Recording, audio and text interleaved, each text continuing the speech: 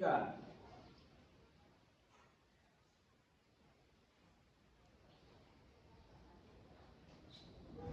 Assalamualaikum warahmatullahi wabarakatuh.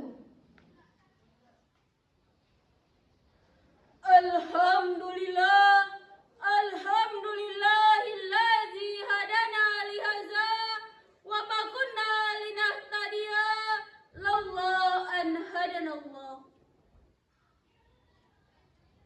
Asyhadu an la ilaha illallah wa asyhadu anna Muhammadar Rasulullah la nabiyya ba'da amma ba'du. Pertama dan utama sekali, marilah kita lafazkan puji beserta syukur kita atas kehadirat Allah Subhanahu wa Ta'ala, yang mana atas berkat dan rahmatnya kita dapat menginjakkan kaki di tempat ini. Salawat beriringkan salam tidak lupa pula kita hadiahkan untuk pucuk pimpinan sedunia, yakninya baginda Rasulullah sallallahu alaihi wasallam. Allahumma salli ala Muhammad wa ala ali Muhammad.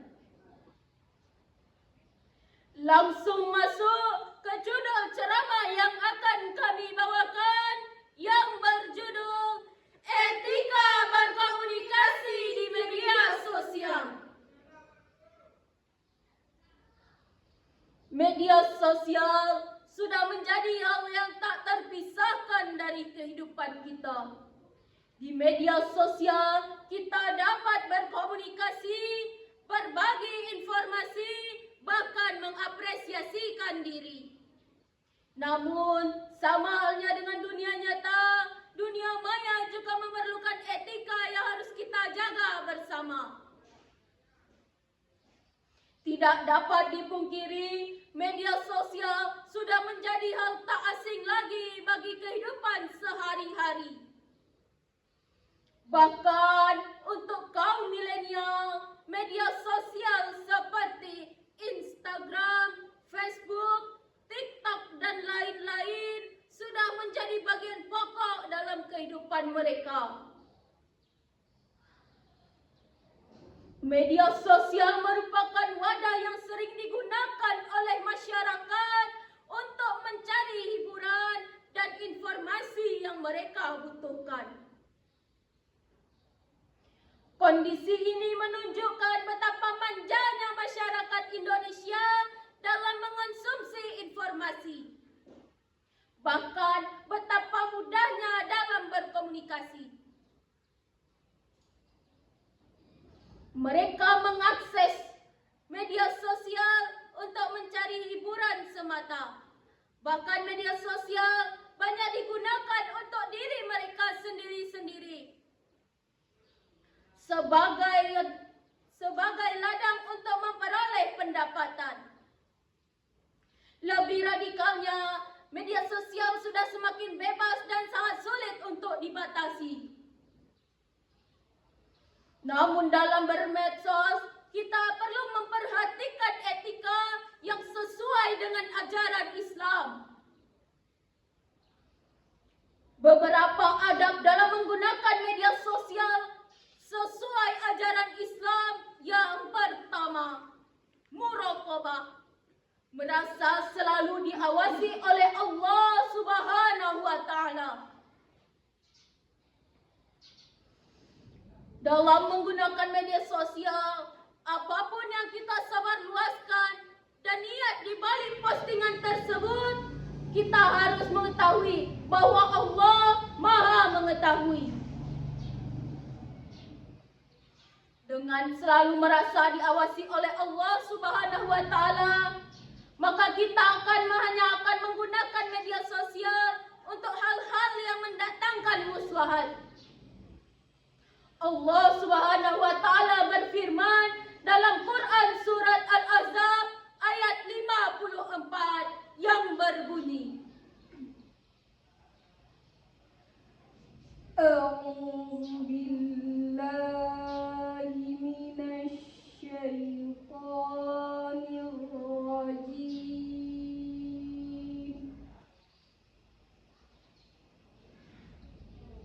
بسم الله الرحمن الرحيم.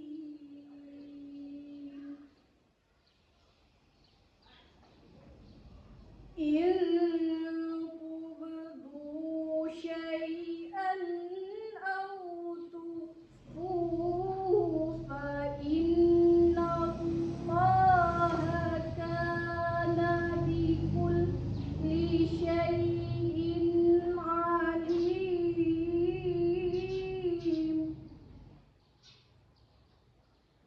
Aku berlindung kepada Allah jauh dari godaan setan yang terkutuk dengan menyebut nama Allah yang Maha Pengasih lagi Maha Penyayang.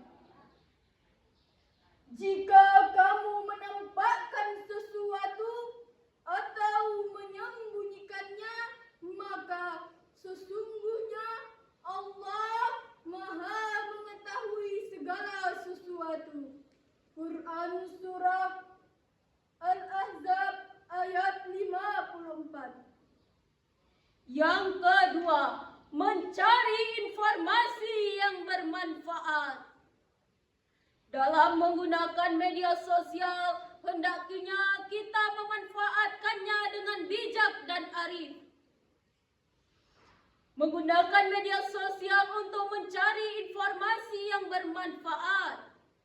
Rasulullah sallallahu alaihi wasallam berfirman, Rasulullah sallallahu alaihi wasallam bersabda, barang siapa yang menempuh suatu jalan untuk menuntut ilmu, maka Allah Subhanahu wa taala akan memudahkan baginya jalan menuju syurga.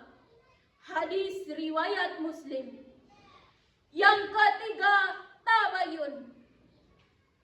Kita sebagai umat Islam hendaknya bersikap tabayun, terlebih lagi dalam mencari informasi dan menyampaikannya. Allah Subhanahu wa taala berfirman dalam Quran surat Al-Hujurat ayat 6 yang berbunyi,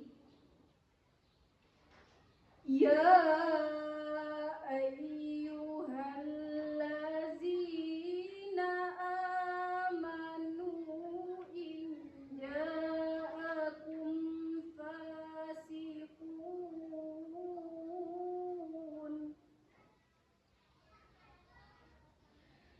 bin nabi fatabayyanu an tusibu qauman bijahalatin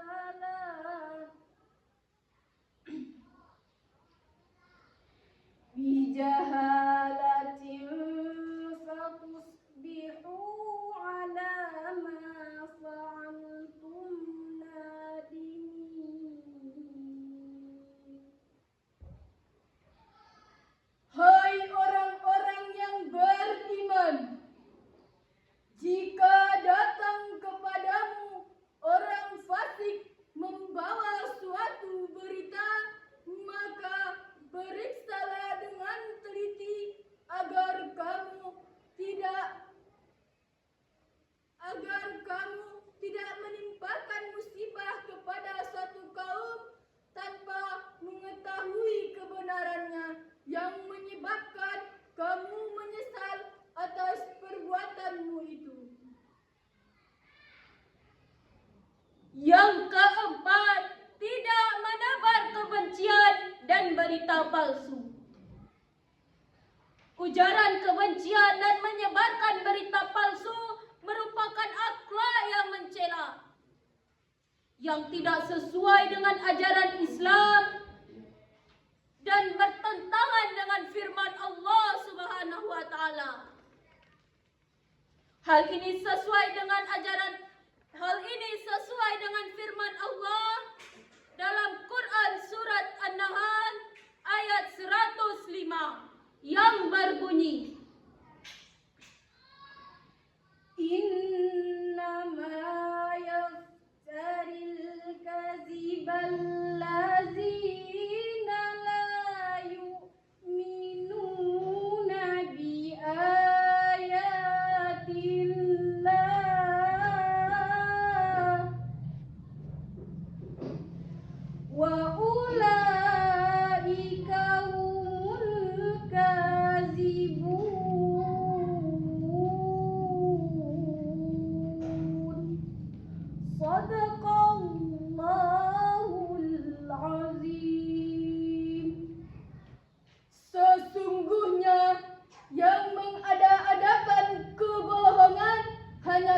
orang-orang yang tidak beriman kepada ayat-ayat Allah, dan mereka itulah orang-orang pendusta. Maha benar Allah dengan segala firman-Nya. Semoga dengan apa yang kami sampaikan, kita dapat dengan bijak dalam bermedsos ria. Di dalam gencarnya bermedsos ria tanpa mengetahui apakah perkataan kita dapat menyakitkan atau tidaknya. Mungkin sekian yang dapat kami sampaikan. Terlebihnya mohon maaf. Kami tutup dengan nun wal qalami wa ma yasturun fastabiqul khairat. Wassalam.